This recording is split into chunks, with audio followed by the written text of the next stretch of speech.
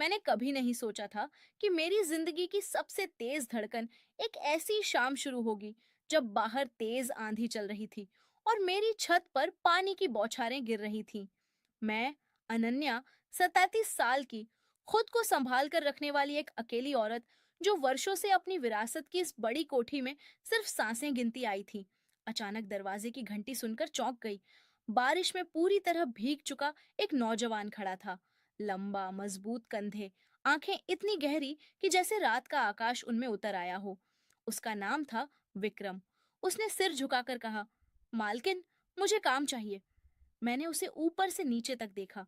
भीगे कपड़े उसके शरीर से चिपके हुए थे, फिर भी उसकी आवाज में एक अजीब सी शालीनता थी। मेरे होंठों पर बिना सोचे मुस्कान आ गई। अंदर आओ, मैंने कहा। और उस पल मुझे खुद नहीं पता था कि मैंने सिर्फ एक नौकर को नहीं, बल्कि अपनी खामोश जिंदगी में एक तूफान को आमंत्रित किया है।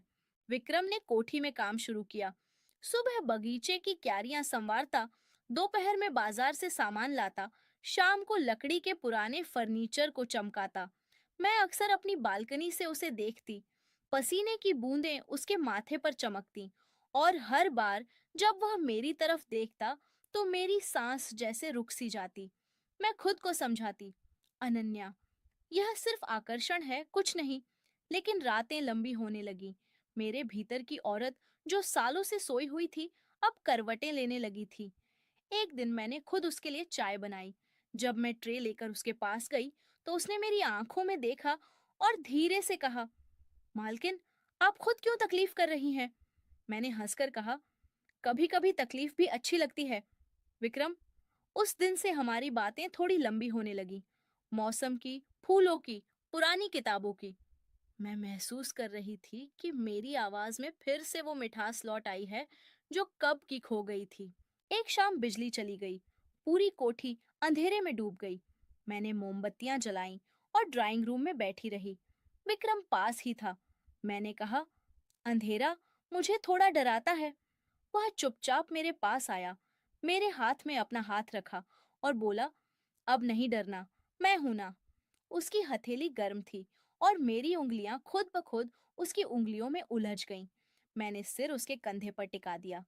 वर्षों की तन्हाई जैसे उस एक लम्हे में पिघलकर बह गई। मेरी सांसें उसके गले की धड़कन पर टकरा रही थीं। मैंने फुसफुसाया, विक्रम, अब मुझे अनन्या कहो। उस रात हमने कुछ नहीं कहा, बस एक दूसरे की मौजूदगी में डूब गए। मेरी आंखें बंद थीं, लेकिन मैं हर स्पंदन महसूस कर रही थी। उसकी सांसें मेरे बालों में, उसकी उंगलियां मेरी पीठ पर हल्के से घूमती हुईं। सब कुछ इतना धीमा, इतना गहरा था कि समय जैसे रुक सा गया। लेकिन सुबह होते ही कोठी में कानाफूसी शुरू हो गई। किसी ने हमें देर रात साथ देख लिया था। बात पूरे इलाके में फैल गई। मालकिन और नौकर, लोग तरह तरह की बातें करने लगे। मैंने सब सुना, लेकिन मेरी आंखों के सामने सिर्फ विक्रम का चेहरा था। फिर भी मैंने उससे कहा, विक्रम, तुम कुछ दिनों के लिए कहीं चले जाओ। मैं अभी इस सब के लिए तैयार नहीं हूँ। उसने मेरी आंखों में देखा और बोला, अनन्या जी, मैं कहीं नहीं जाऊंगा, लेकिन अगर आपको वक्त चाहिए तो मैं इंतजार कर लूंगा। वह चला गया। दिन भारी हो गए, रातें और भी लंबी। मैं हर कोने में उसे ढूंढती। उसकी हंसी, उसकी आवाज, उसकी वो गर्म हथेली, सब कुछ मेरे भीतर बस गया था।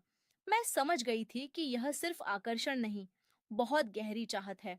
लगभग 45 दिन बाद एक दोपहर दरवाजे पर दस्तक हुई। मैंने दरवाजा खोला तो विक्रम खड़ा था, साफ सुथरी धोती कुर्ता पहने, हाथ में एक छोटा सा गुलदस्ता और आंखों में वो ही गहराई।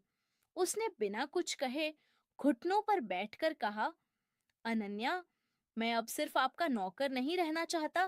क्या आप मुझे अपना बना लेंगी? मेरी आंखें भर आईं। मैंने उसे उठाया और बिना एक शब्द कहे गले लगा लिया। मेरी सारी हिचक, सारी शर्म, सारा डर उस एक आलिंगन में गायब हो गया।